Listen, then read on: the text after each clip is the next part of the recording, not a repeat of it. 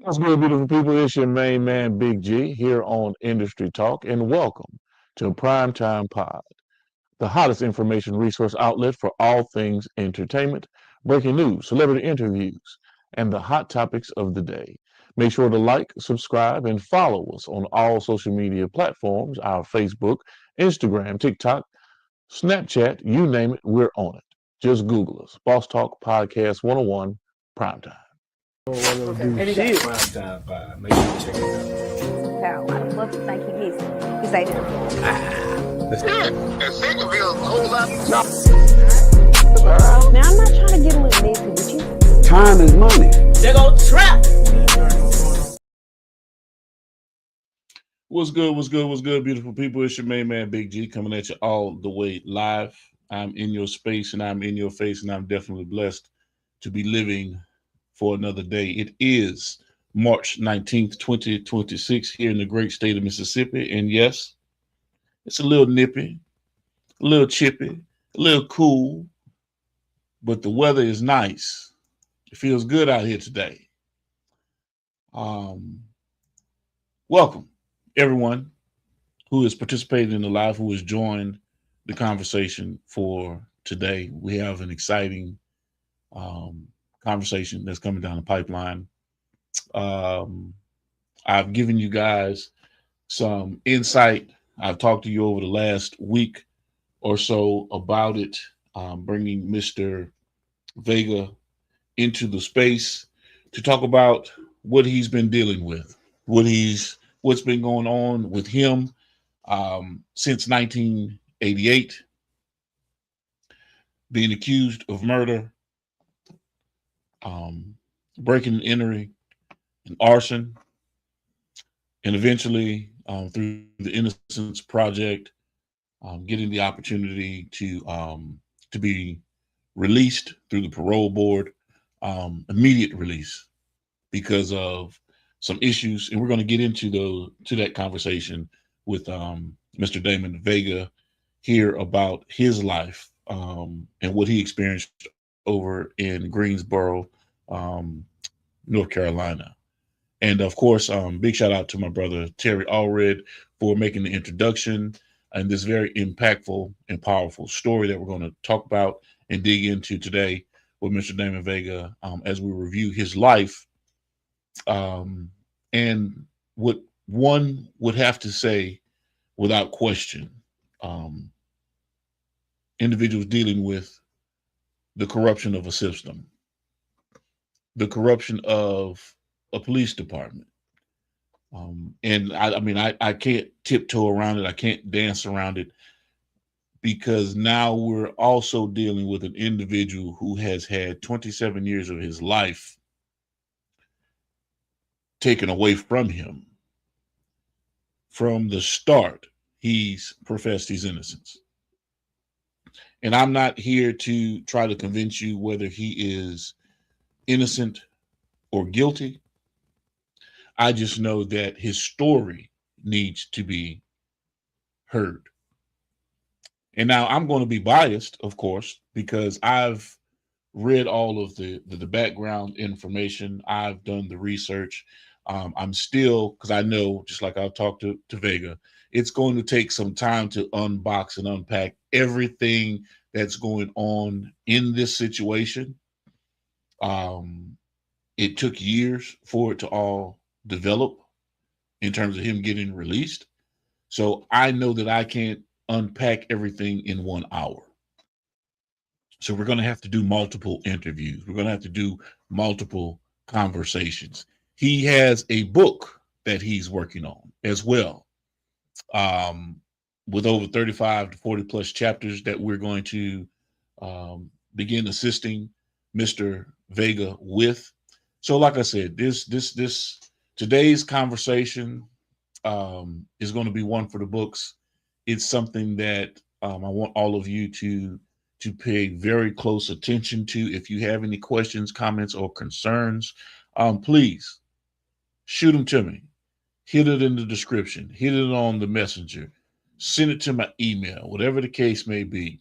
If you have insight, if you have lawyers, if you have individuals that could possibly lend assistance in terms of what we're about to unpack and get into with Mr. Vega's story, let me know, because we're doing everything that we can to get this man fully exonerated and pardoned, as well as getting him into a position to where he can get compensated for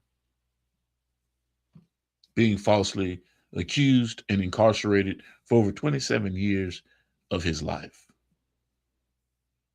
What does that do to a man? What does that do to a woman? What does that do to an individual when you know every day you're behind bars that you didn't do what in fact it is that they have accused you of doing? We're going to get into it today, ladies and gentlemen. Of course, my good friend, comedian Jarrell Braswell, will be joining us here in just a little bit as well. We're going to jump off into the conversation. And like I told y'all the other day, y'all know I cut my hair just the other day. I know y'all see it. I know y'all looking at me like, damn, G, I mean, you just cut your shit the other day, man. Why is your shit looking goddamn all outside? I told y'all I have a full head of hair in the next day. I just cut my hair the other day. I know y'all know when I come out. You can go back on the videos and see when I cut my hair. My testosterone level is just extreme. I'm just telling you, ladies and gentlemen, my hair grows. I got to go get another hair. I got to go shave my shit again. I got to go take some time and shave my shit again. It's the winter time is over. I cut the bush off the other day, but I turned back around and look in the mirror and bam, salt and pepper is back in full effect. But enough about me. Thank you to everyone that has decided to join the live. Welcome to everyone on all social media platforms. That is Facebook, Instagram. I was about to say Snapchat. I don't even have Snapchat. I don't even know how to use Snapchat. I think I might have to jump into the Snapchat movement, but I'm not on it yet. Twitch, LinkedIn, and the like. We're across all of those different platforms. Thank you to everybody that has joined. Rob Lowe Escobars, my brother Rob Lowe Escobars. Let's get together. We need to talk. Need to chop it up. You've got a new website, a new Instagram site. I'm not sure what happened to the other one, but everybody, my man Rob Lowe Escobar has a new IG. Go tap in with my man Rob Lowe Escobars. Jonathan Shaw, big shout out to my man Jay Shaw out of Dallas. Thank you for joining the live. And of course, if you have not yet subscribe to Boss Talk Podcast 101, Boss Talk Podcast 101 Primetime, y'all need to do so. This one is for you. Stop what you're doing right now and go subscribe to Boss Talk Podcast 101 Primetime on YouTube, all social media platforms. Boss Talk Podcast 101 Primetime. Like, share, subscribe. Tell a friend to tell a friend to tell a friend to make sure you tap in. Right now, over 72,000 subscribers and well over 11 million views and watch time hours. So make sure that you continue to support, like, share, subscribe, tell a friend to tell a friend to tell a friend, and keep tapping in with us, because we're going to keep on bringing you this hot content every day and in every way. It's your main man, Big G. And make sure, like I said, stop what you're doing right now and tap in. Like, share, subscribe. Boss Talk Podcast 101 Primetime.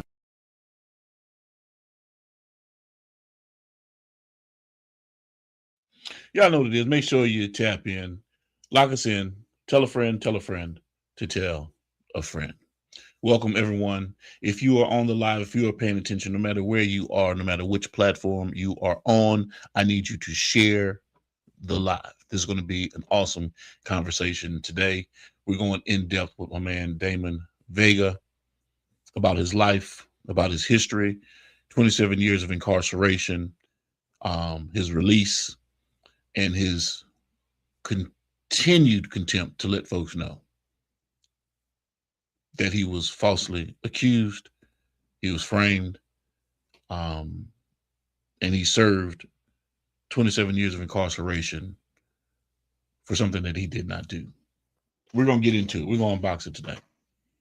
We're going to unpack that today with Mr. Damon Vega.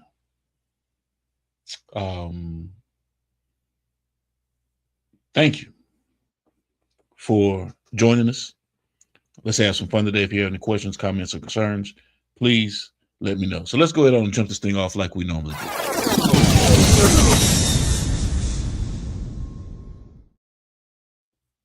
Today's jump off is real simple because we've all dealt with it. If you haven't dealt with it, well, just give it a little time and something's going to come up and bite you on your ass one of these days.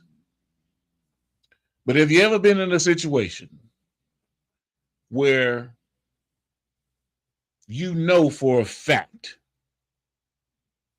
that you did not do something? You've been accused of doing something, and the rest of the world is adamant about that something that they think or they say that you have done. That's the one thing that pisses man off more than anything, to be accused of something that they did not do. Tell me if I'm wrong. That is the one thing that drives a man to the point of really wanting to hurt someone. To falsely accuse them of something that they did not do. And then to stick to the story, to drive home the point, even more so, to where you've convinced the rest of the world that you've done something that you did not do. You've been accused of this. So imagine being falsely accused of murder, being falsely accused of arson, breaking and entering, and of course arson to cover up the crime.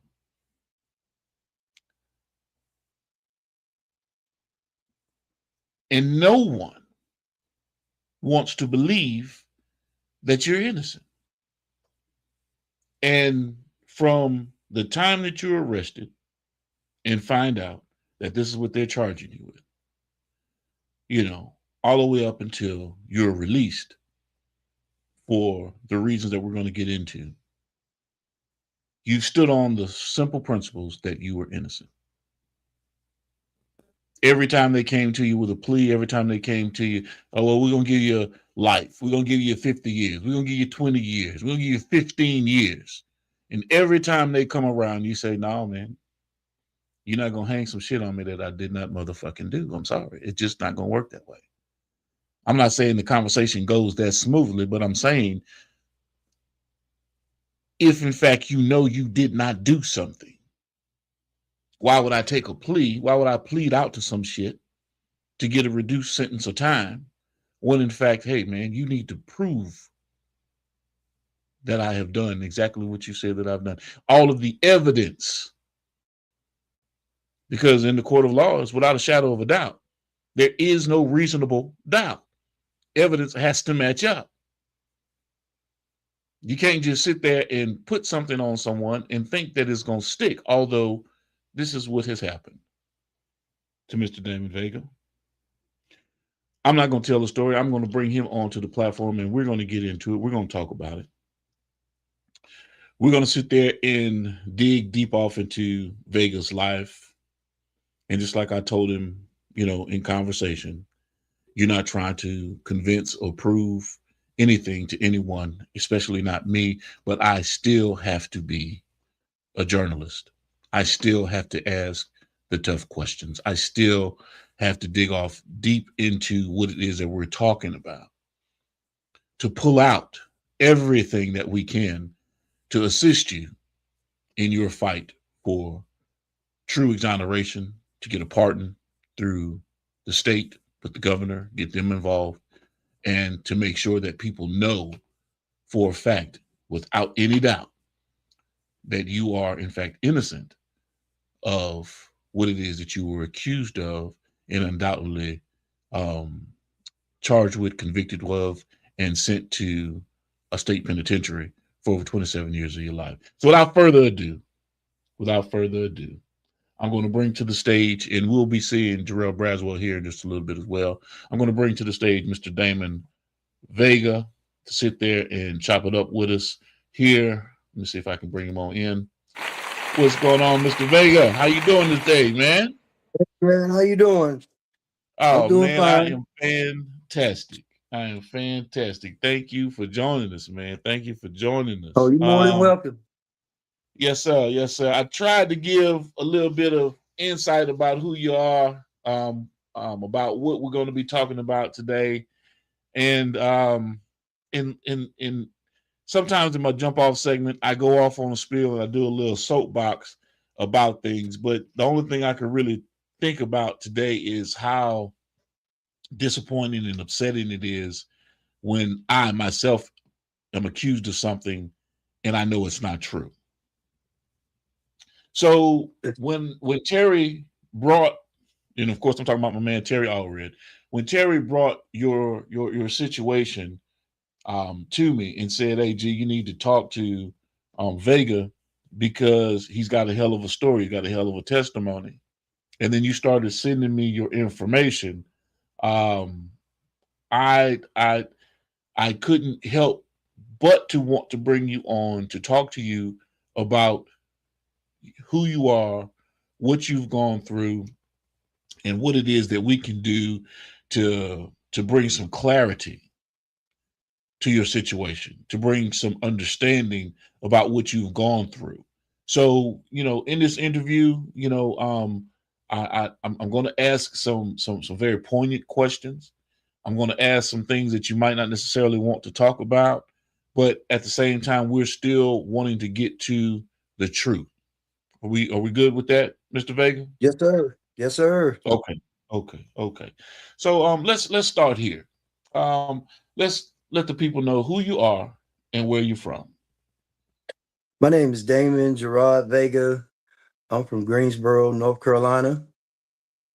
I'm 59 years old. I was incarcerated when I was 21 years old and came home when I was 49 with the help of the Duke University Innocent Project that was ran by Professor Newman out of Durham, North Carolina.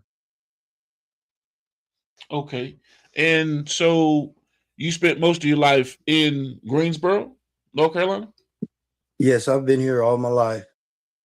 Okay. I've So been in Greensboro, did you have, were mom and pops were in the house when you were growing up? yes. My mom, she's always been here. I come from a good background, middle class Okay. background, and never wanted for Okay. anything. Okay. So, you come from a good background.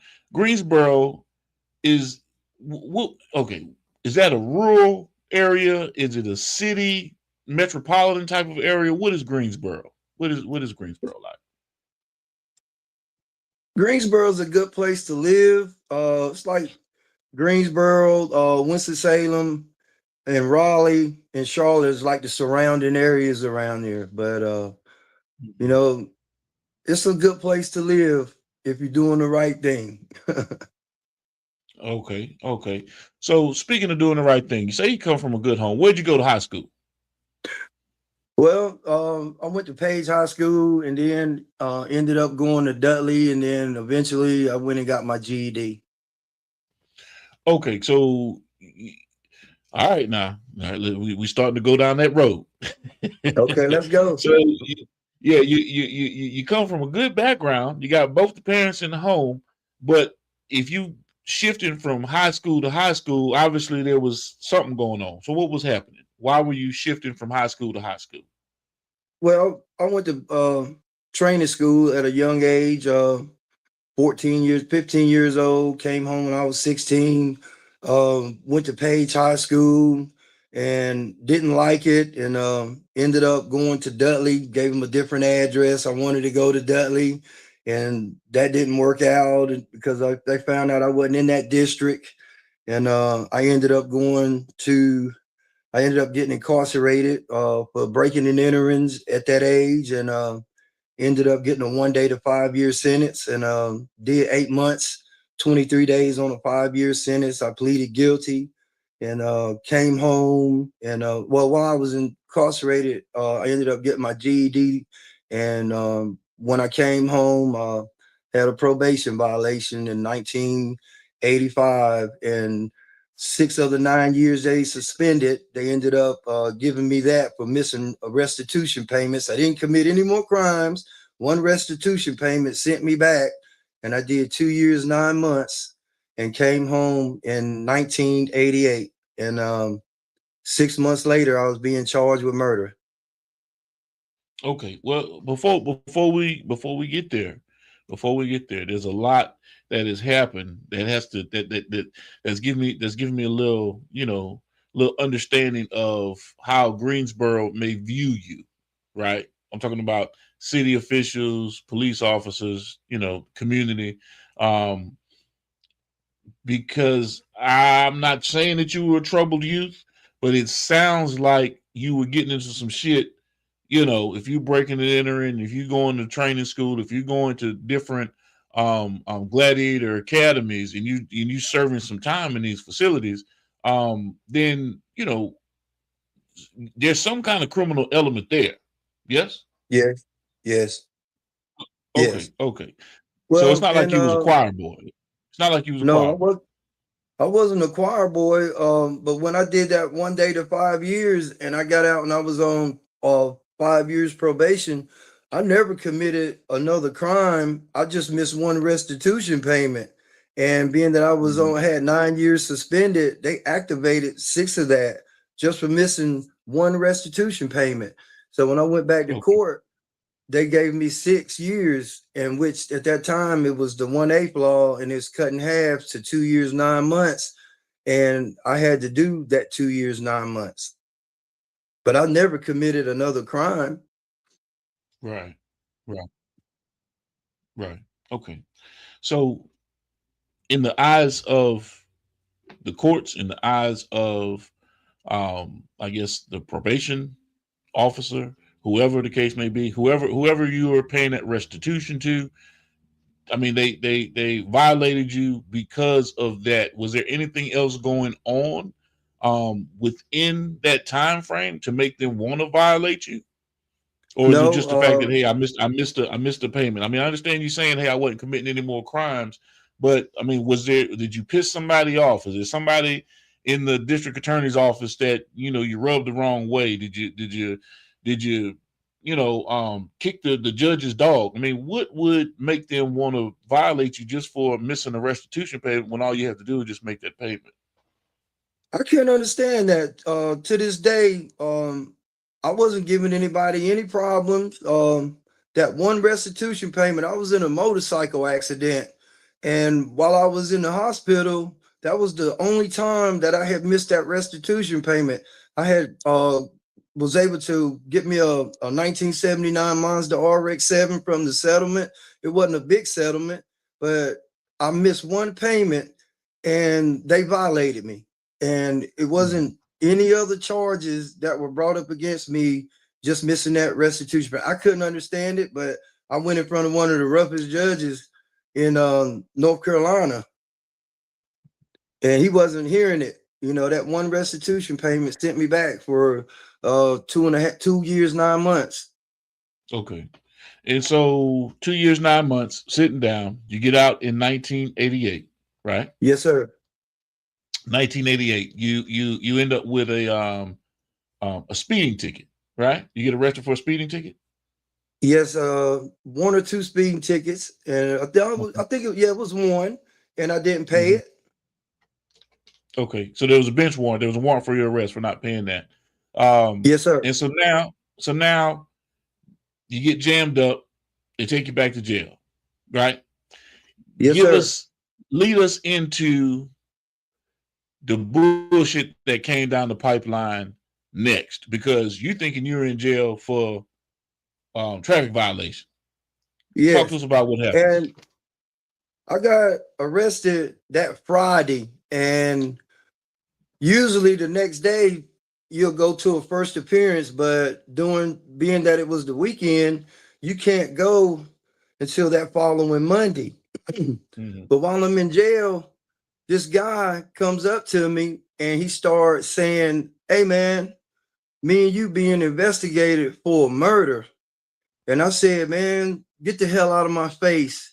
And I went and told Sheriff Corbett, I'll never forget it to this day, please move me out of here. Something's not right. I said, this dude has just asked me some crazy questions. I get moved. That following Monday, they come and question me. They take me over to the detective division and they question me and they start talking about a lady, Miss Lundy, that had been killed in my neighborhood. And I kept saying, man, I don't know what you're talking about. And they kept saying, we know you did it. And can you tell us what happened? I said, man, I don't have nothing to say to you. And I said, just let me call my mom. And when I called my mom was saying, don't you talk to them. Don't you tell them anything until you get a lawyer. And I said, Mom, I didn't do it. And what they have me saying is, I haven't told them anything. And they tried to use that against me down the road, but I was just letting my mom know I'm not talking to them. I don't have nothing to say to them. Well, they charged me with first-degree murder. And when they took me back over to the jail, the hardest thing that I ever had to do was tell my mom that I was being convicted of first-degree murder. And to this day, it still hurts me, man, to have to tell my mom that. Right. So because your mom didn't understand what was going on at the time, right? But obviously somebody went to the house, investigators went to the house looking for you, or whatever the case may be, to do some more investigation on the situation, and then you had to face your mom and say, "Hey, man, this is what I'm being charged with." They never came. They never came to my house. This all happened while I was in jail. While you was in jail, they never stepped foot at my house or nothing looking for me. This happened when I was in jail, when this guy, Sammy McCullum, came up to me and made that comment. Mm-hmm. And so you're going to tell us who Sammy McCullum is, but what is your relationship with McCullum, with Sammy? What was your relationship with him? You say he was just your cellie. So how does it go from you coming in for traffic ticket to now Sammy McCullum coming to you talking about, hey man, we're being investigated for murder? I think they planted him in there because down the road they found out that he had been involved in several other unrelated murder trials, and he testified against a guy named Keith Miller and a couple other guys, and we were able to prove that in court, that he was promised leniency to testify against me and several other people when he stood up in court and said that he was never promised anything. So, okay, before we get into that, because that's the tricks, some of the tricks that prosecutors play, jailhouse snitches, doing things to cut their time, to get leniency on their own time. But let's back up a little bit. Yes, sir. When you finally faced your mom and had to tell her what was going on, what was going through your mind? Because of course, obviously you're confused right now. You don't know what's really happening. But when you had to sit down and face your mom and tell her, hey, this is what's going on, what was going through your mind at the time? Because I'm sure you can remember like it was yesterday. Yeah, I told her, I said, Mom, this ain't no joke, what I'm getting ready to tell you.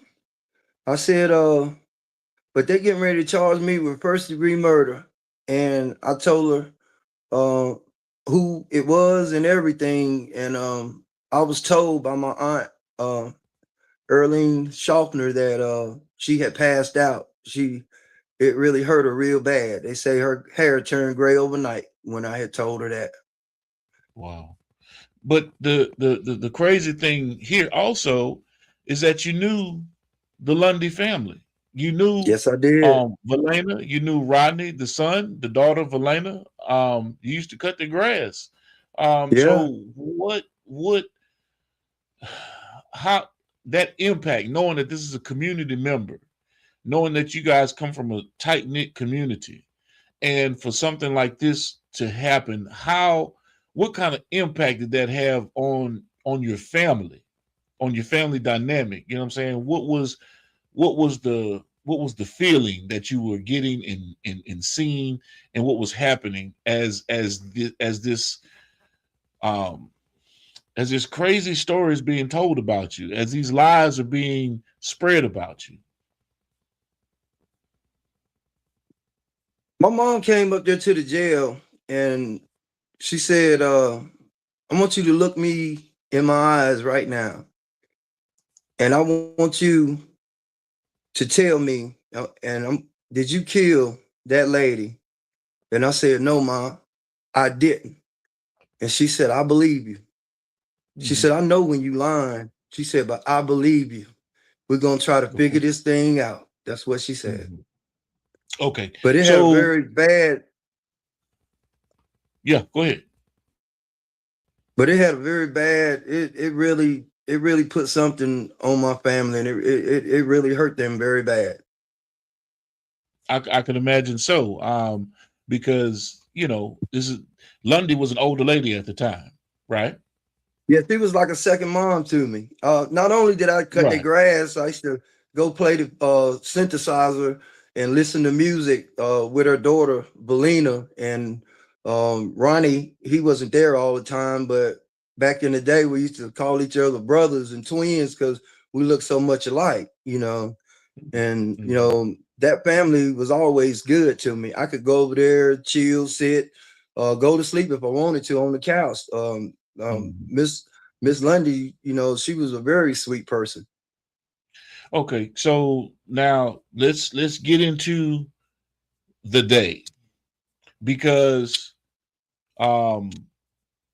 you had gone to Lundy earlier that day and either did some work, requested some money, but you were at the house earlier that day, yes? Yes, sir. I was there like 6 hours earlier. Okay, and it was daytime, and yeah, it was daytime, and people in the neighborhood, they saw when I had went there, and I was with a guy named Theodore Fewell. He was in the car, and when I went to get $15 from him, we left, and we went to the other side of town to drink beer. Okay, did you go inside the house? No, I was at the door. Okay, it was just I grabbed the money she gave me. I grabbed the money that she gave me and gave her a hug and jumped back in the car, and we left.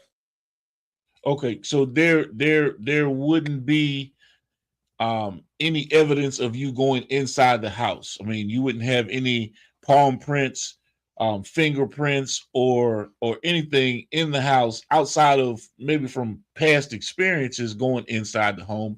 But from that day, you know, there's nothing that you would have actually touched or gone in or nothing along those lines, right? No, sir. I didn't go in the house or anything. The only thing I did was ring the doorbell, gave me the money, and I left. Okay. That was like, so now. Yeah, go ahead. I want to hear what you're saying. Go ahead. Yeah, that was like around 7 or 8. It was still daylight time then. It was around 8ish, somewhere around that time.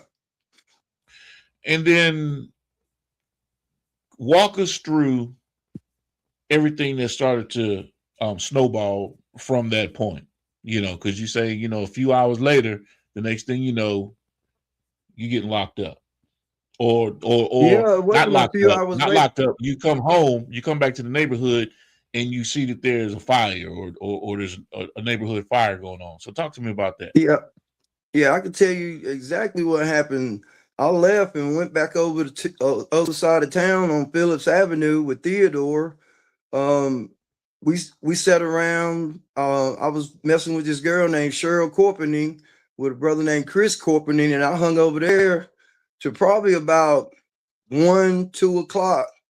And as I left and made my way down to a place they call the Jubilee Tree and hanging in Woodmill Park, I ended up getting in a fight with this dude. I'm not gonna lie to you, I told him that I got jumped by a bunch of guys, but I got in a fight with this dude named John Page. He tried to come on to me, and we got in a fight in his house, and he knocked me over the coffee table, and it was a picture frame that had failed, and my foot went halfway into it. And after I left, my Uncle Bobby stayed right down the street, and I hopped over there. I could barely even walk. And my uncle asked me, he said, "Man, do you want me to take you to the hospital?" I said no, because I was scared that that man was going to call the police on me. I said, "Just take me home." So my Uncle Bobby drove me home, and he used to work at the Guilford County Jail doing work there, but he took me home. And when we pulled up, we witnessed a fire, and I hopped around two houses. I'm like a house to the corner of RB Court, that one house past that. I hopped right there, and there was a bunch of people outside, and it was a guy named Howard Penix that was staying out there. And I was like, wow, man, I was just over there earlier today, and we seen fire trucks, a bunch of people standing around. I ended up leaving after that and came home, and my mom, she helped me dress my foot. And well, of course, we could see that Miss Lundy's house was on fire.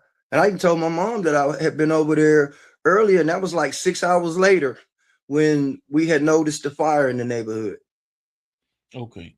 So now you say you got into a scuffle. You had to get Yes. your foot dressed, you know what I'm saying, because you got scratched up and you got some marks on you and all this kind of stuff. Yes, sir. According to some of the police records, Lundy had skin and blood under her fingernails from a Yes, struggle. sir. Yes, sir. So is that one of the things that led police to citing you as one of the main suspects in this situation? Or was there another reason why you got entangled? Or was it just because of the McCullough fellow saying that you were involved in the situation? Make me understand how you got involved into Lundy's murder situation. Because now because let me say this first, because now people have to visualize, okay, all of a sudden this happened to this woman, but now you're coming back with marks, bruises, emblematical of a struggle. Don't know who or what, but at the same time, your uncle can justify, hey man, I know he got into a fight with this guy. The guy that you got into the fight with, the one that came on to you, can justify, yes, I got into a scuffle or a fight with this guy. But from the outside looking in, wait a minute, man, you've been to this house. You've got scratch marks on you. We don't know if it's from a fight or if it's from a woman, that is fighting for her life. So please make me understand, how we get to.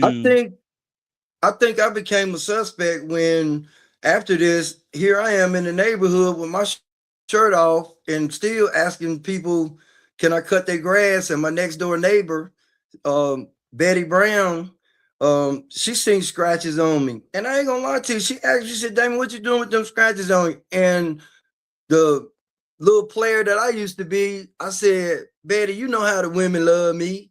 And I left. So I didn't know that detectives were going around the neighborhood asking questions. I didn't know that this Miss Lundy had scratched somebody, but the whole time I'm around with my shirt off. And I guess that's how I became a suspect. But it came out in the newspaper how she had been killed and what had happened. And then like a week later, I go to jail, get arrested for that speeding ticket, and that's when that guy came up to me. And right after I had asked to be moved from the jail cell, he called the detectives and told them that I had told him I didn't mean to kill that woman, and everything he wrote on his statement had been written in the Greensboro Daily News. His story matched exactly what was said in the Greensboro Daily News. Okay. And Miss Lundy had been suffocated. Yes. Yes. She was strangled from the newspaper articles. That's right. And I don't have to go into the the details of what happened with the murder, but at the same time, the house was broken into. She was killed, obviously, and the house was set ablaze to coincidentally cover up the crime. They didn't say that house So was broken into. They said that Mhm. whoever done that, she had let them in. Mm, okay, okay. So as we're going down this line, right? How do you end up in jail? And now they picked you up Not for paying tickets. those. They picked you up on the warrant for Yeah, tickets, or okay, that was it. okay, Yeah, okay. they never come here about a murder or anything. It was just some Mm, unpaid parking tickets. And okay. I'm thinking I was gonna get out that following Monday, and this when this all this other stuff transpired. Okay. So now let me ask you this. You got picked up from the house or you got picked up on the road driving? How did you get picked up for unpaid parking tickets? Because normally that's a warrant.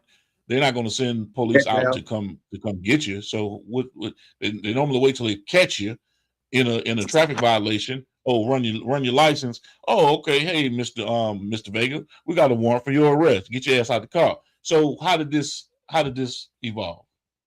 No, they came to the house and told me that I had some unpaid parking tickets. I think speeding tickets, and that was it. And I'm Okay. thinking when I go down there, they just gonna let me sign a release form because it's just a misdemeanor. Right. But they put me on I think it was a $400 or $200 bond. And at that time, I couldn't make it. I said, well, I'll just wait till Monday and they'll let me sign my own bond and I'll come on back home. hmm hmm Okay. But So I ended up getting charged with first degree murder and was told okay. that I So was facing the death penalty.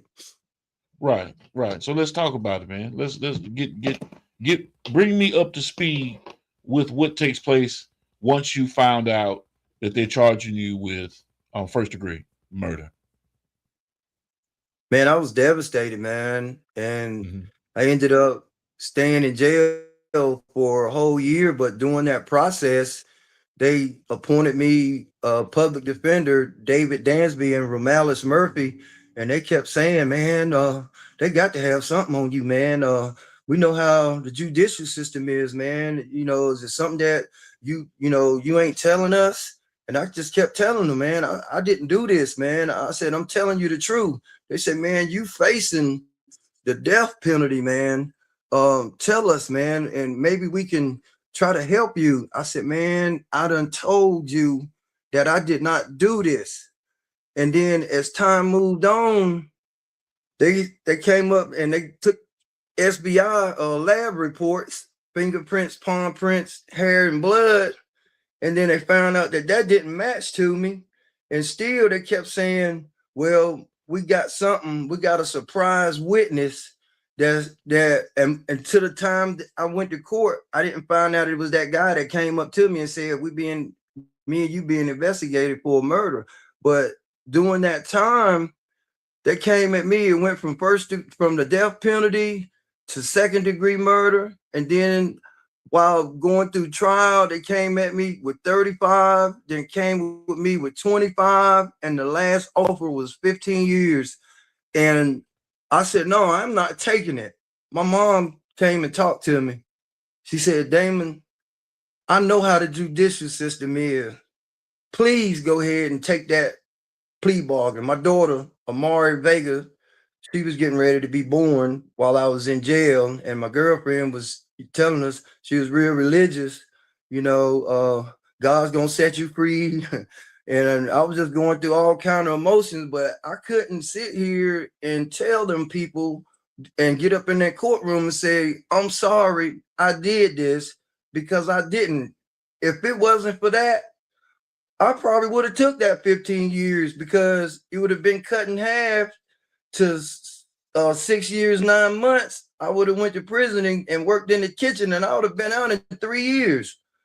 But I never did take it. And I ended up getting a 50-year sentence, a 40-year sentence, another 40-year sentence. And they ran those two 40s into one. And I ended up with a 50-40 consecutive sentence, which would have made my max out date 2035. And this was in 1989. Okay. Now through all of this process, and we're talking about the jailhouse snitch situation, whether you have Yes.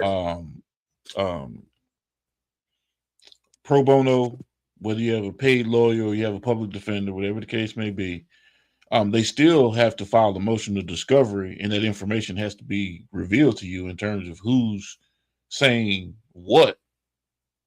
That process never took place? We didn't know until they put him on the stand. He got up there and I was shocked. I was totally shocked. If I didn't know that I didn't say nothing to him, his story, I could have believed, because everything he said was matching everything that was in that newspaper, and it made it look like I talked to him. I know the police department told him, and that prosecutor, Gary Goodman, I know they made a deal with him. I know they told him what to do.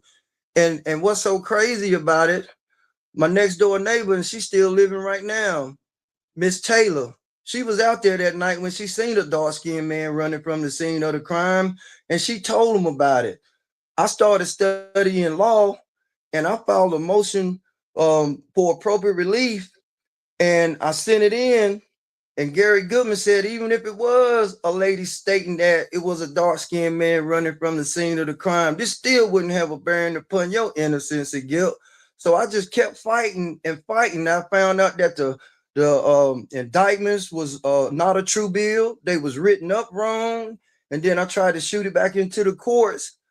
They denied me. And they said I exhausted all my remedies. And that's when I reached out to the Innocent Project.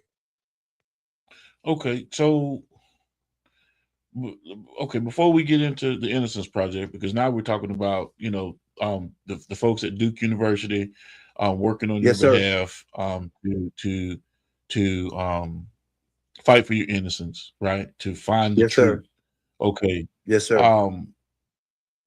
Now, if in fact, the prosecution is saying, or the police evidence that was found at the scene of the crime, blood on the fingernails, underneath the fingernails, palm prints, and different things that don't match up to you, hair samples that don't match up to you. Where did this shit go?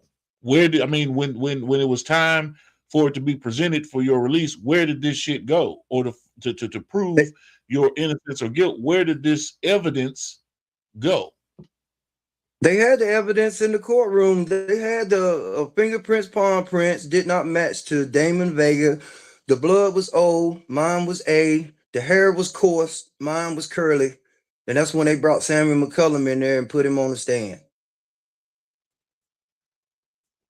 So you got hung by a jailhouse snitch. I mean, none of the evidence matched up. So there's not even circumstantial evidence. There's no evidence. There was no evidence. It was nothing to link me to this. Nothing but his testimony. Okay. Hey, and what's so crazy is they send the jury out the room, and then they confront Sammy and had documents that they said, read this and read this silently. Now we're gonna ask you, were you promised anything to testify against this man? He said, no, I wasn't. They said, well, read this document right here. Okay, Mr. McCullum. Now we're gonna ask you again, were you promised anything to testify against this man? He said, yes, I was. And then he said, yeah, you were. And in several other murder cases. And he admitted it, but they made the jury leave out. And then after he made that comment, they brought the jury back in, but that was something that the jury needed to hear. Right. Okay. So I'm going to play something and we're going to get into this conversation. But I need to play this just to give our audience, and welcome everybody. Thank you for everybody that has joined the live and is paying attention to what we got going on today with Mr. Damon Vega. This is some insight from the other side of the table, folks that were fighting on your behalf about information. There's some information that actually was researched and beat around, and like I said, it still leaves a lot of questions, but I have to play this so that, we can get into it and unpack it. I want to unpack it with you while we're talking about it here. So Yes. let me bring this up right quick, Vega. And I'm going to label this, if you know, you know. This is just another one of our segments. If you know, you know, and of course you know, and I'm trying to pull it out of you in terms of what's going on.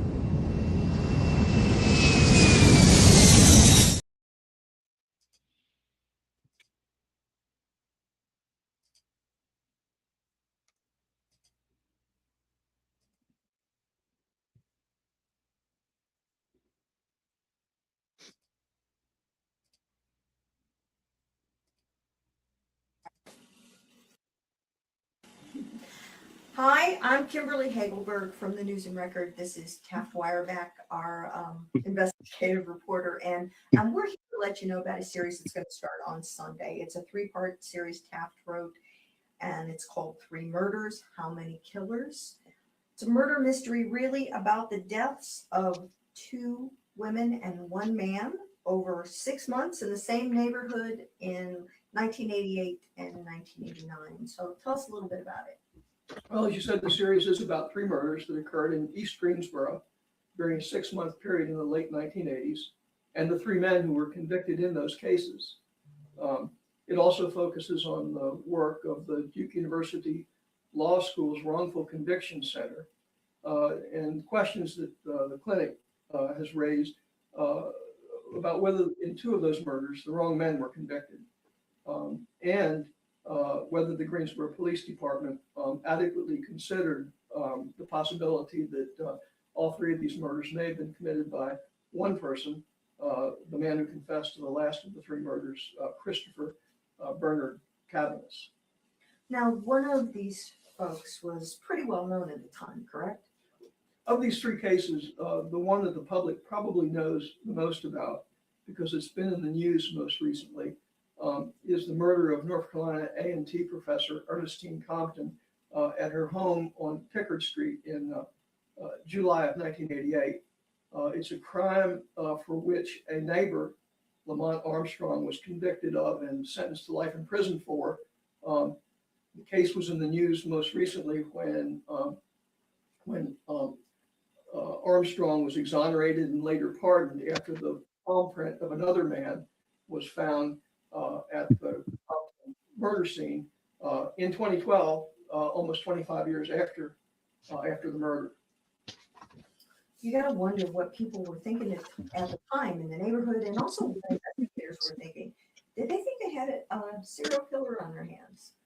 There's some indication that in the summer of 1988, when these first two murders occurred, that they looked at the possibility that the police looked at the possibility that the 2 crimes might be linked, but later they went on and pursued them separately as separate investigations, and never made a link between them. Well, you've done a lot of reporting here and talked to a lot of people, including some of the people who are now free for these murders. Do we pretty much know who's responsible for what at this point?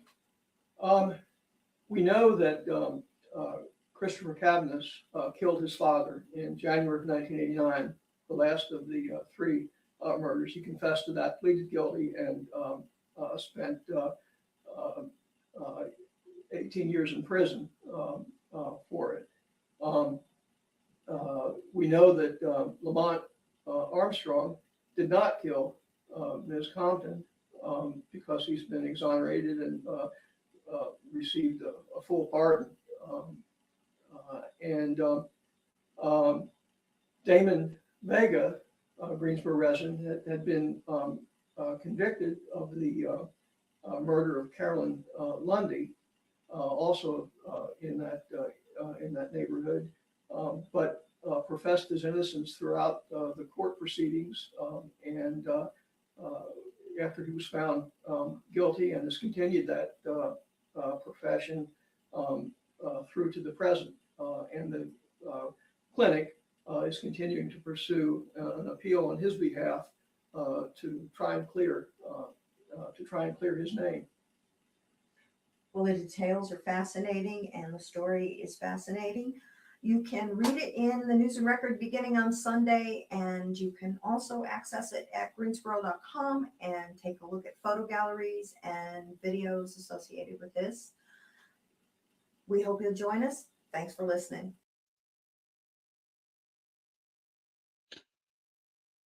Okay. Brother Vega, Yes.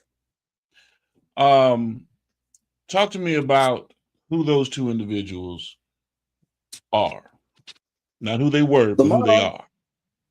Lamont Armstrong was a teacher at A&T State University, and he also taught Chris Cavanis.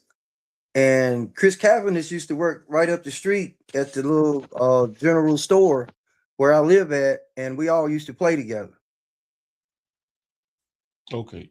So are they saying that Cavanis could possibly be a suspect in the situation?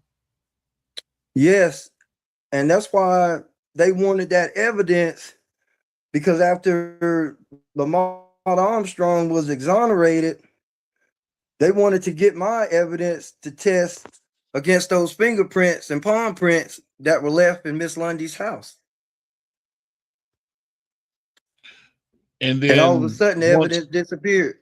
It disappeared, right? That's what I was getting towards, because they couldn't find the evidence. And through what I was reading, they stated that a destruction order had been ordered for the destruction of old, not just yours, but old evidence that was in storage. But tell me the reason why they should not have destroyed the evidence, because obviously that's what actually happened, or something along those lines. It's been misplaced, it's been misappropriated, it's somewhere where we can't find it. So tell us what's going on with that particular situation.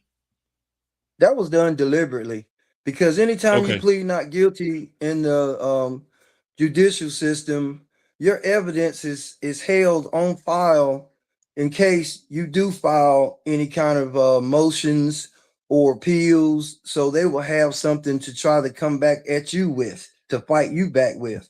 I never pleaded guilty. I pleaded not guilty, and that evidence had been in that evidence rooms forever. And when the time came for when they were going to get it this time to see if those prints matched to Chris Cavanis, because both of the murders only happened a half a mile apart, and basically the two women were killed basically the same way.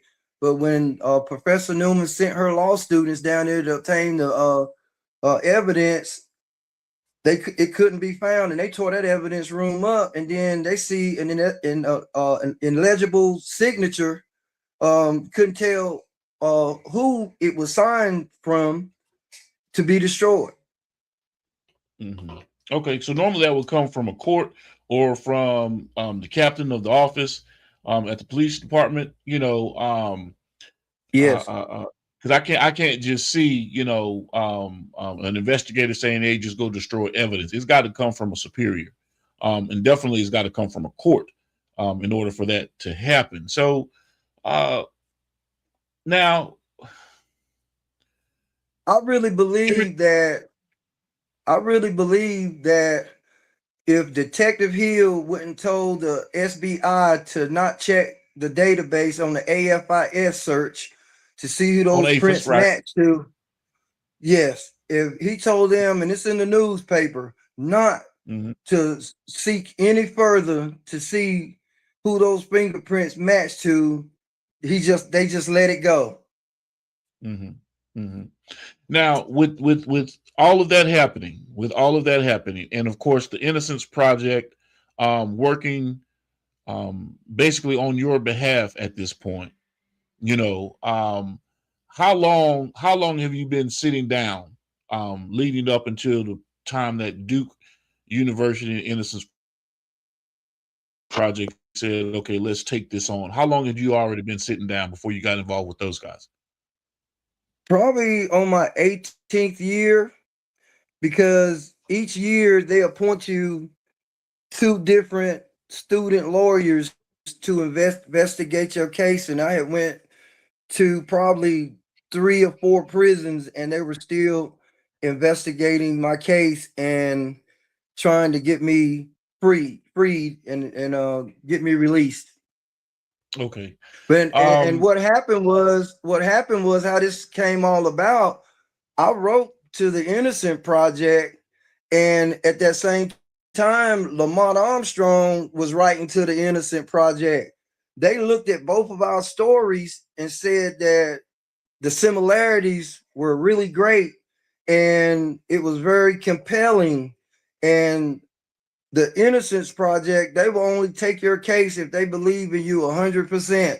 And that's how I came about to where they had took my case. okay. And we're happy that they did. But now let's get into what happened after that. Because Armstrong got released, he was exonerated through DNA, whatever kind of information that they found to actually release him. And so what happened with your particular case and in your situation? Because we've already talked about, the destruction of evidence. We've already talked about a jailhouse snitch sitting there fingering you or pointing you out as being an accomplice in this situation. So how do we get to the point to where it's now the Innocence Project believes that you're innocent? They're picking up your situation, and now we can't find any evidence when we go back to talk to the courts, investigators, and inevitably the parole board releases you. Walk us through that. Professor Newman had my family and friends and preachers. They all had written letters, about they feel that I should be released. And a lot of them felt that I did not commit this crime. And what Professor Newman did, I had kept getting denied every time I came up for parole, because every time I came up for parole, they would be in this room and they would ask me about the crime. And I said, they would ask me, well, go ahead and tell us what happened. I said, I can't tell you what happened, but I can tell you what they accused me of and what they said. And then they'll tell me to step out, and 5 minutes later, call me back in there and deny me. So what Professor Newman did at Duke Law, she took everything that I had accomplished in prison, which I only had 9 write-ups out of 27 years. She took that in front of the parole board, and they said that, well, what we're going to do, we believe this. What we're going to do is we're going to give him a MAP contract for 3 years and send him to minimum custody so he can readjust back into society. And they sent me to minimum custody immediately. And then I went on work release until I came home. And the day I came home, it was news reporters and everything out there. They took me to Bob Timberlake's, gave me a homecoming, and come to find out that I couldn't be exonerated because they said that I had to be proven innocent only through DNA, that the state labs was not enough.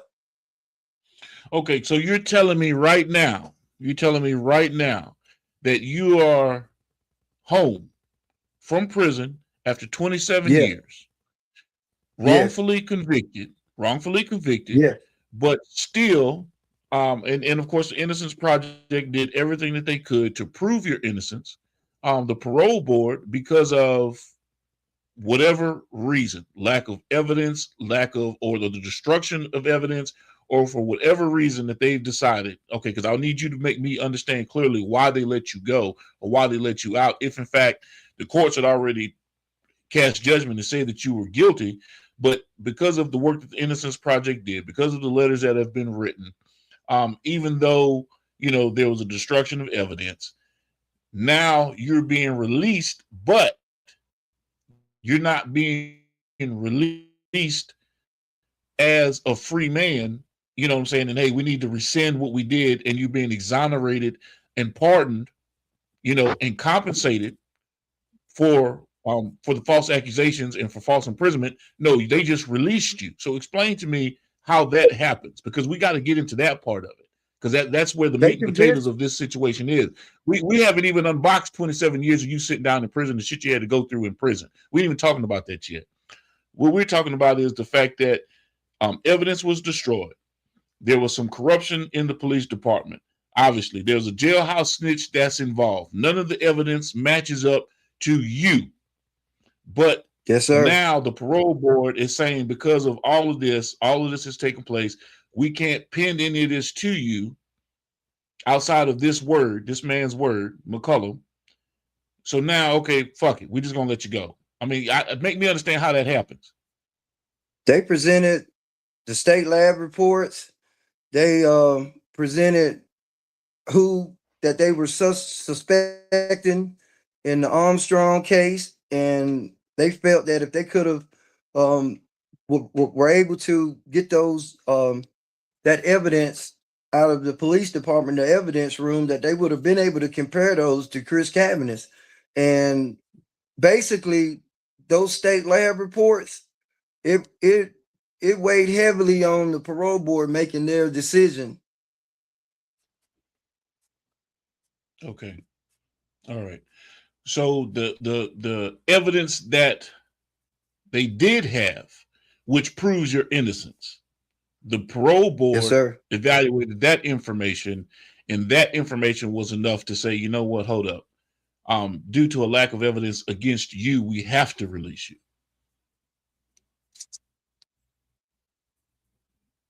That's what happened. They released me.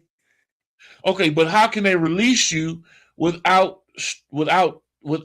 expunging the felonies that they put onto you? I mean, we're talking about first degree murder. We're talking about arson. We're talking about, so these aren't, this isn't goddamn breaking and entering. This isn't goddamn stealing a piece of candy out of the candy store. No, this is murder. So yes, for sir. a parole board to come back and say, you know what, hold on a second. We made, not to say that they admitted that they made a mistake, but obviously there's something going on here that's hinky, that's not right. And we're not just going to hold you because the Innocence Project has brought enough evidence to the table to get you released. But why wouldn't they exonerate you and pardon you completely from the situation? Make me understand that, Vega. They said only through DNA that I would have been able to get exonerated.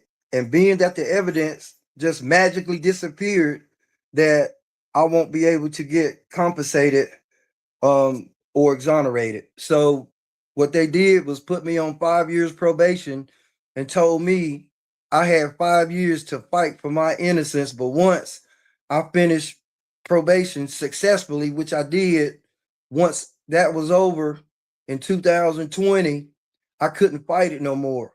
And before that, I went to a David Pishko out of Winston-Salem, a top attorney, and he said, I'm very familiar with your case, Damon Vega, but unless we find that evidence to be tested for DNA, there's no way that you can be exonerated. I said, but y'all have the state lab reports. That's just as good. It can convict you.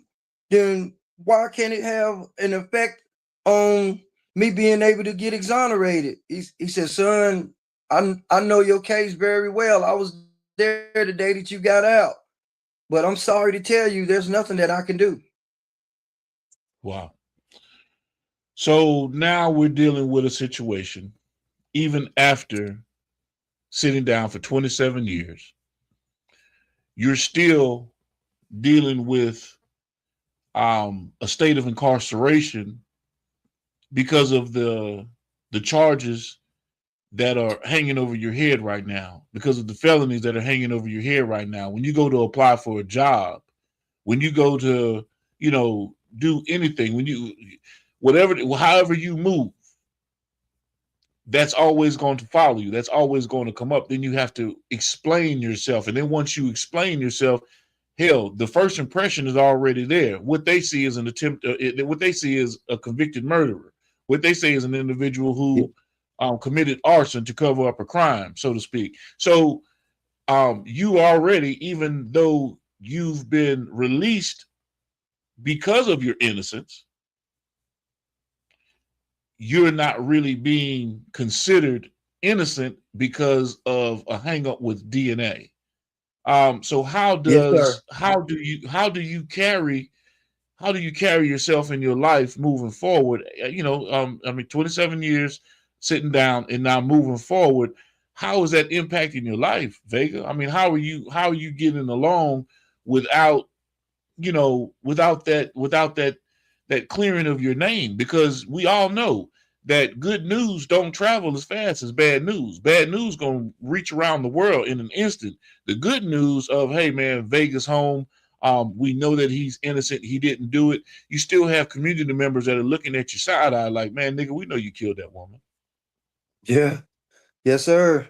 I'm going through it now with trying to get jobs and being denied. That record comes up, man, and I don't even get a call back. Yeah. I'll put in the application, and one of my friends try to help me get a job, and that came up, and I didn't get it. And Right. you know, one time I actually tried to go back because it was hard for me to cope out here. And I had actually, one time it got so bad, I had threw an ashtray through the police hub and told them to take me back to jail. And when I went back, one of the ladies came up there to talk to me, and she said, "Do you really want to go back to prison?" I said, "No, ma'am. I just need some help trying to make it out here." And they released me. Right. They were Duke University alumni that was talking to me, and they got me released. Yeah. Well, see, that's a part of it, though. That's where anyone that's been falsely accused and put into a situation like that, the state knows for a fact that even if you've been found innocent, just across the board, the stigma of what is on the jacket that you have on you at this point, or the felony record that follows you, even if you've been exonerated, pardoned, and record has been expunged, the fact that people know who you are, the people know the story, they know how the tragedy in itself and what surrounded it, it's always going to have that negative connotation that walks with you. That's where that compensation package comes into play for individuals that go through Yes, sir. what you've gone through, so that because they know it's going to be just difficult for you to get a job. It's going to be impossible, damn near impossible, for you to walk into an establishment and say, hey, you know, I'm Damon Vega. I'm looking for a job. Here's my resume. And when it comes down to that little check marks, are you a convicted felon? You check yes. Then they're going to ask you, okay, for what? Yes. And even though they have these places that say they hire felons, when I have to put down what my convictions are, they look at that funny too.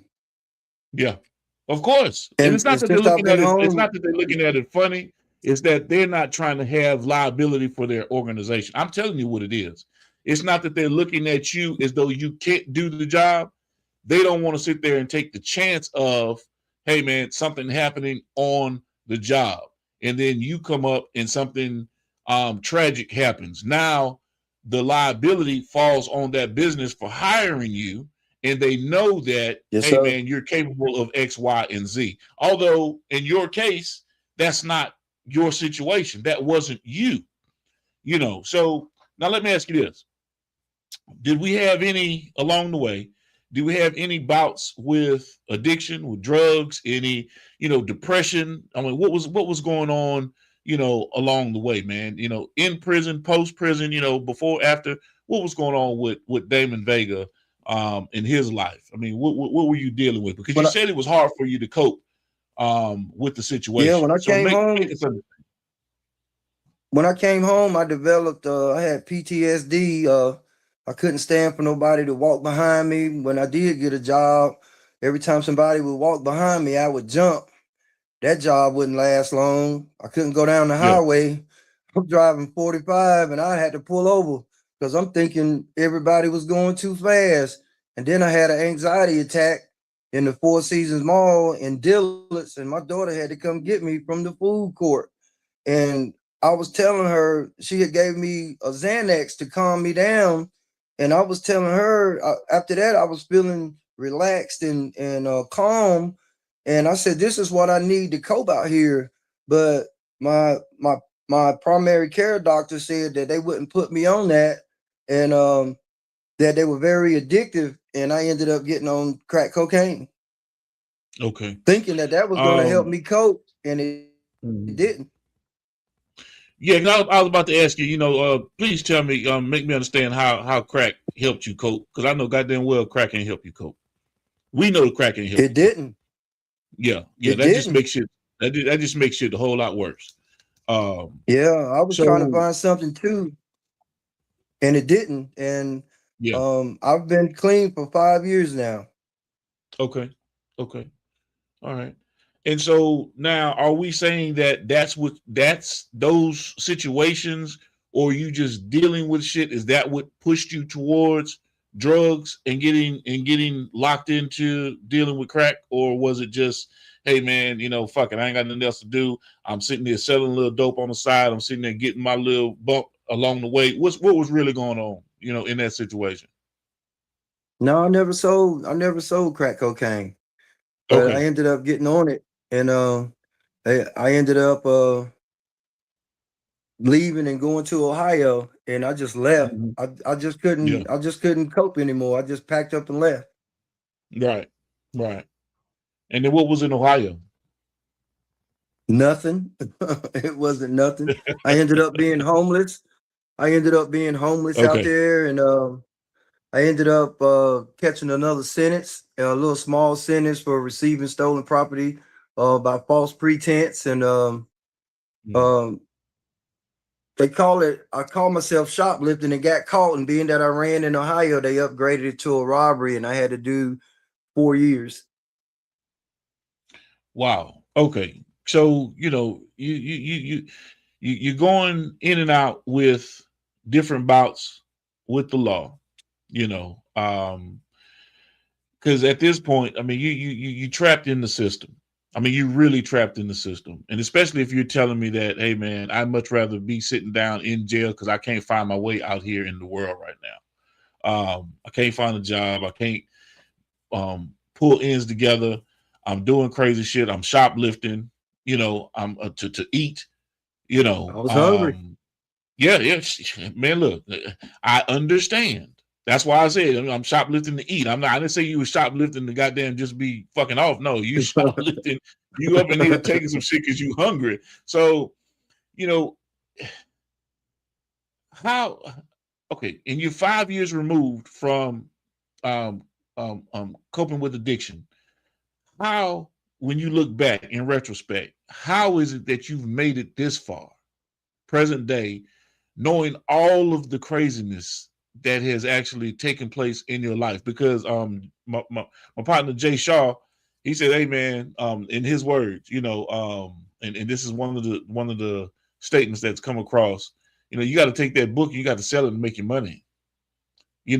Sell the sale of your books are going to make you some money. It's going to compensate you, your story, you telling your story, the 35 the 40 plus chapters that you have ready to go, and putting your story out to the world, because there's a whole hell of a lot more that we haven't unboxed in this hour. We've been talking for more than an hour, but there's so much Yes. more into your story, and there's a lot more questions that I want to ask you, right? So, but I want to know how you've coped with this issue since it all happened, man, and up to this point right now, present day, as you look back, you're like, God damn, I'd have been through some shit. I don't hang with anybody. I'm a loner. I stay to myself. Even when I was incarcerated in Ohio, I stayed to myself. And one day my mom told me, sin will take you farther than you want to go and keep you longer than you want to stay. And I went Yeah. to this program called Kairos, And she said it will make you pay and pay and pay. And I went to this program called Kairos, and man, it said how many people you want to forgive you and who you want to forgive. And you put it in this cup. And when you put it in this cup and they stirred it and it disappeared, man, a feeling came over me I never felt before. And I started crying, man. I was happy. And to this day, September 22nd, 24, I've been saved. And it's been a beautiful ride. And I wish that would have happened for me a long time ago, but it's never too late. Okay. So how have you had an opportunity to come face to face with Rodney or Valena since your release? No, I've never seen them. No. No, they've moved on. They've moved on. They don't live in this neighborhood anymore. Okay. So is there anything that is compelling you to reach out to them, to talk to them? Because they were friends, Rodney and Valena, you know, the daughters and son of Miss Lundy, they were your friends at one time. Is there nothing that's compelling you to reach out to them and say, hey, man, I'm definitely sorry about what has taken place, but I'm standing on the fact that I did not do this. And I'm, you know, I'm not asking you for your forgiveness, but I want your forgiveness and knowing that I did not do this. I want, you know, is there anything that has taken place along those lines? Have you reached out to the family? I was told not to, but if that time ever came, by whom? By whom? I would most definitely tell them face to face that I did not do this. But who would tell you not to reach out to the families? My lawyers. When I was on probation, I was told not to have any contact with them. And to this day, I think that still remains. Okay. So I'm not your lawyer. I'm not an individual that is wanting to give you any type of advice, but I would think that would be a part of the working order to find some type of resolution mentally, not only on your behalf, but also with the family and friends that you grew up with, to make them understand. And maybe they thinking it's a harassment type of a situation or bringing up old memories. But if you did not do this, if you're standing on the fact that you did not do this, you know, and you're innocent and you're steady working to prove your innocence, I do believe that would be a very crucial part of, hey, finding a way to make amends with the family so that they'll truly understand that, hey, man, this was not me. I don't know what I can do to show or prove, but this was not me.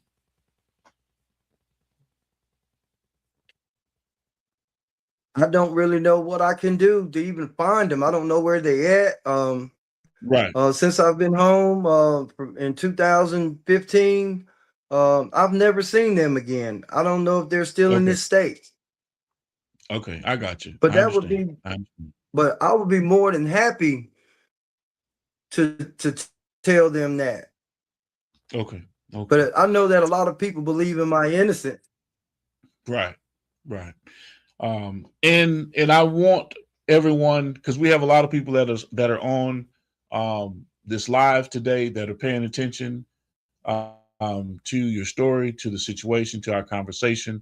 And I want to thank everybody for joining us today. This is the first part of the conversation that Vega and I are going to be having, because we have a lot to unbox. We're just getting into scratching the surface of his life. But I wanted you guys to know the meat and potatoes of what Damon Vega has gone through in his life. I am not sitting here trying to sway you. I'm not trying to be biased in this situation, although I believe Vega. Let me start there. I believe Vega, but that has nothing to do with whether the state or Greensboro believes Vega. You see what I mean? Although he's released, he hasn't been exonerated and pardoned for the crimes that they say that he committed. And that's what we're working towards. And thank you, Rob Lowe Escobar, Terry Allred, Shawan Jackson, or Shawanka, well, I can't even pronounce that name. Kels 1309. Shaniqua Farmer. What's going on, Shaniqua? What's going on, sister? That's Melvin Farmers people. Peter BMU, Melissa 285, Big 40 Trouble, Presnod, Darrell Skino, Kingy Frizzy, J Tammy 92. Welcome, all of you, for participating in the conversation. Jay Shaw, Dear Moore, Carolina, my girl Bree Melton, that's family right there. Everybody's paying attention to your conversation. I haven't even looked over at Twitch or at YouTube. So like I said, people are really tapping into what you're talking about, Damon. They're really interested in your story. We're going to have to sit there and follow back up and open up some more about everything that's going on, if you don't have a problem with that. Don't have a problem at all, because I have a lot to say. Yeah. So there again, also working with the book, getting your book squared away. You know, we're going to jump into making all of that happen, and getting you online with getting that coordinated. Because yes, just like Jonathan Shaw is saying, you know, we can sit there and fight for what's right and what has to happen with the judicial system, the justice system, the legal system. Okay, in terms of getting you compensated for being unjustly incarcerated for over 27 years. But we have to bring that whole story to the table so that they understand that there's something that went awry here. There's something corrupt that has taken place. I can't put my finger on it because I'm still trying to figure out how evidence just comes up missing. You know, especially when they can prove your innocence. You know, yes, sir. You already have the state lab reports. SBI has the reports on file. We have all of this information, and you can't utilize that. So the fact that we can't find old DNA and match old DNA with a possible person through APHIS and your DNA that was not found on the scene, no hair samples, none of these things. So clearly, you have a leg to stand on, but you're not being given an opportunity to really fight the good fight in your particular case right now. That's what I'm seeing. You're right. I'm not able to fight, all because of that evidence. That's right. Being destroyed. Right. So, and I told you, we know when we get into this, I'm going to ask you the tough questions. I'm going to ask you the stuff that nobody wants to ask you, but they have it on their mind. I told you that. Yes? Yes. Okay. So here's my question to you. Before we get off this thing, and before we, you know, and then we're going to schedule another opportunity for us to get on to this platform and talk about it some more. But this is my question to you. Damon Vega, did you kill Miss Lundy? No, I didn't. I did not do it. Okay. All right. So with that being said, and I know you were giving me a response to what I was about to ask you in the initial part of it. So I know your response is no. We're going to continue to push forward with investigating your situation, digging deeper into what we need to do to find out what resources we need to pull together to prove your innocence, to gain your exoneration, and to gain your pardon through the state. You know, whether we have to petition the governor and go through all of those processes, whatever writs need to be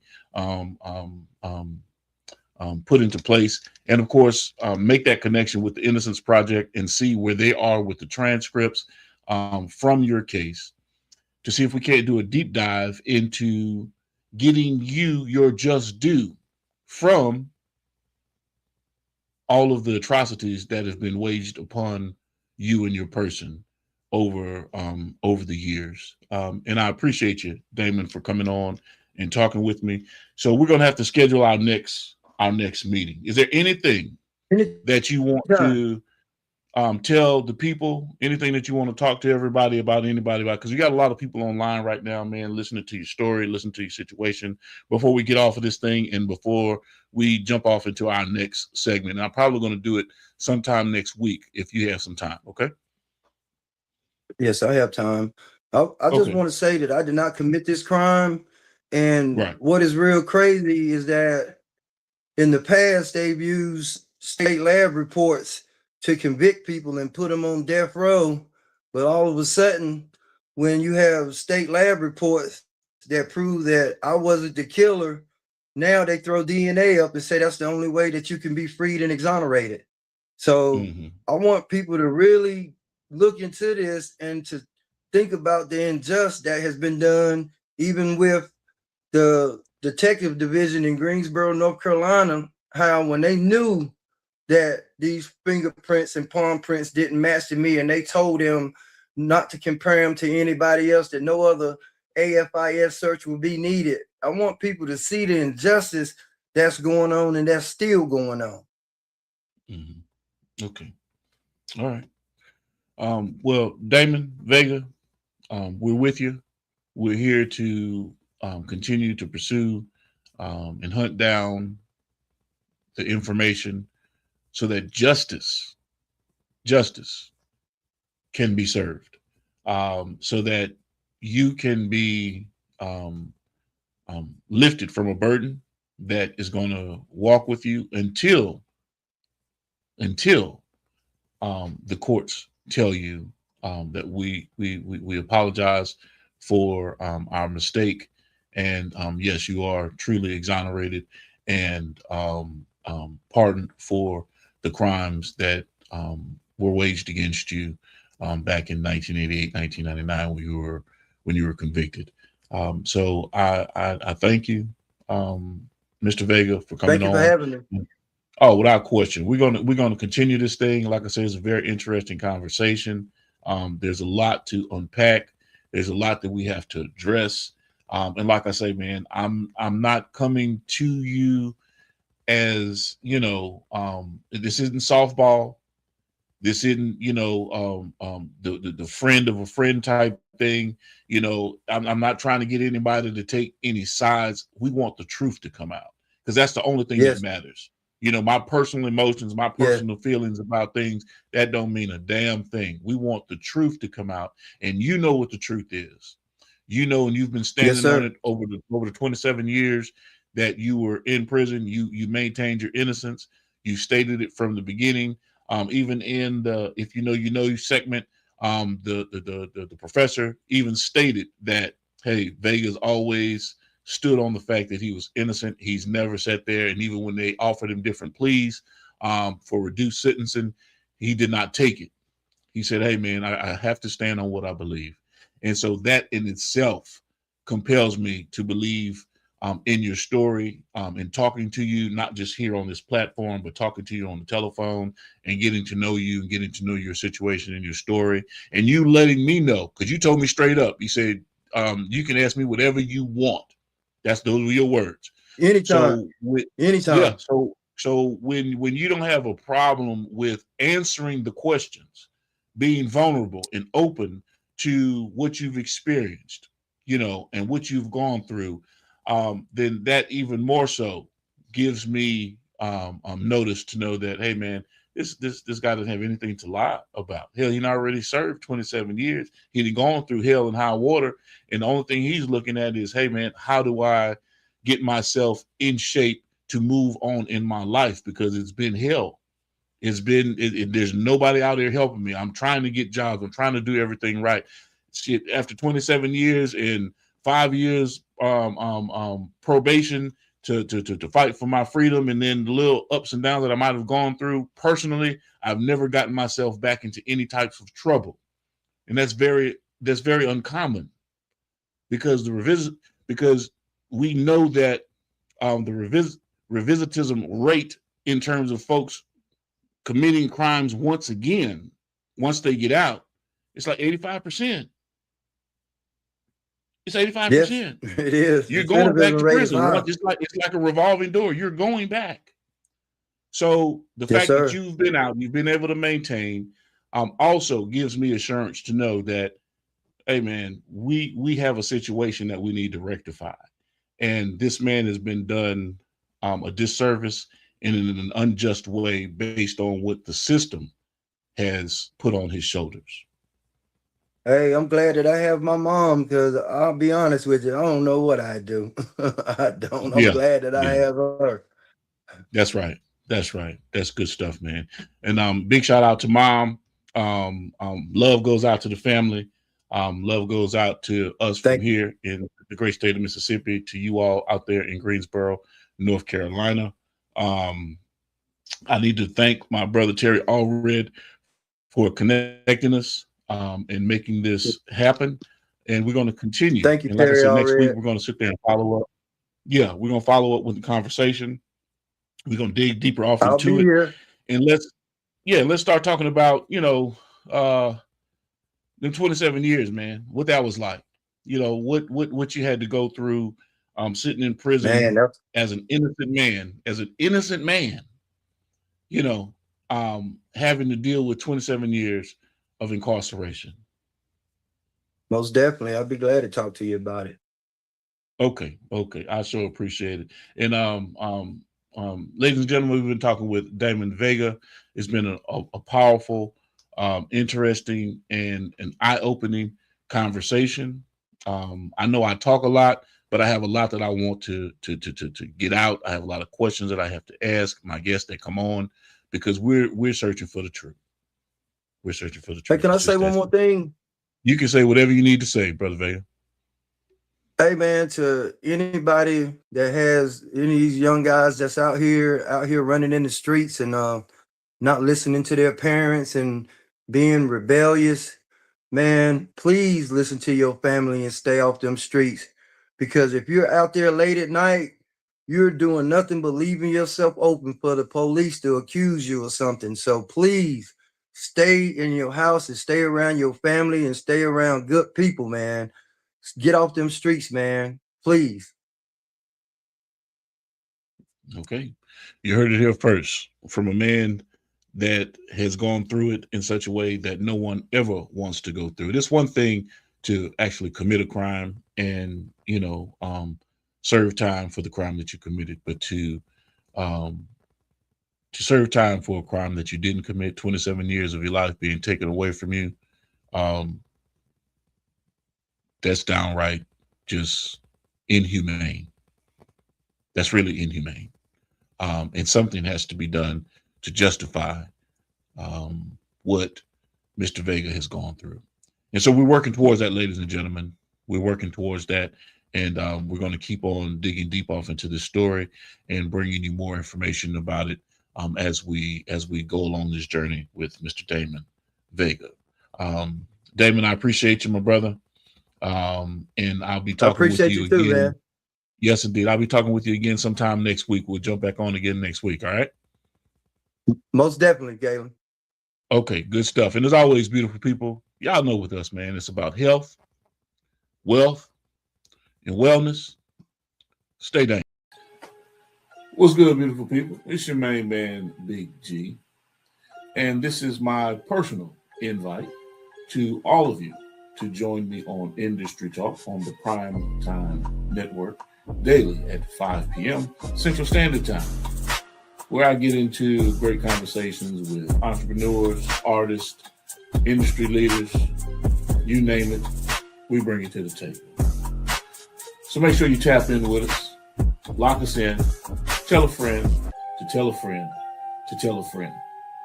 And we stream on all major platforms. And be sure to visit us at gemsitpublishing.com. This is Industry Talk. Let's get into it.